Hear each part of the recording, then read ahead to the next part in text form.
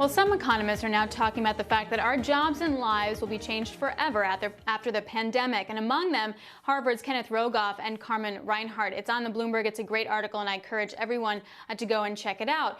Here were some of the longer-term implications that both spoke of. Rogoff was saying we're going to have experienced an extremely negative productivity shock with deglobalization, and Reinhart saying that some of the scars are on supply chains we don't think will return to their pre-crisis normal, will be more inward-looking. Let's get a third perspective. Joining me now, Joseph Stiglitz, Columbia University professor of economics and Nobel Prize winning economist. Professor, I'm thrilled to chat with you. What do you think?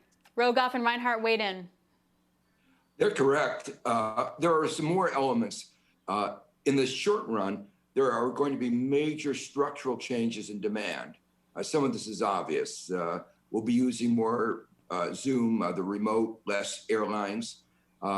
There's going to be very big effects on balance sheets. Many of the firms are going to have a high debt overhang. Even if they survive the pandemic, they're going to be more in debt, and debt does affect behavior in a multiplicity of ways. At least in the short to medium term, there's going to be a lot of precautionary behavior, which means investment and consumption are likely to be dampened. So I think that when asked, there will be these major structural changes, supply side changes, and at least to the short, medium term, a very big demand problem. So let's tackle the supply chain, actually short and long term. The conversation has really been about how we're going to make it closer to home and a just-in-case inventory situation. And then there was a poll out by FTI Consulting that said a large portion of Americans don't want to buy goods made in China and would be willing to actually pay more for goods that don't come to China. Can you walk me through what you think the results of this will be coming out?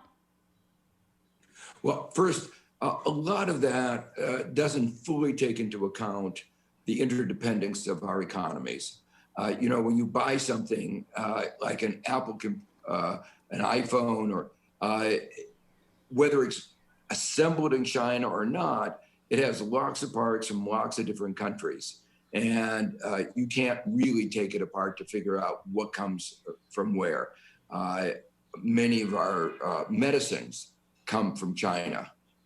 They're not packaged, they're not sold as Chinese medicines, but some of the key ingredients do. So separating the two is going to be very, very difficult.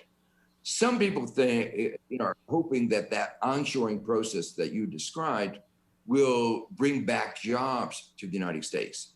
But I think that's a fallacy as well.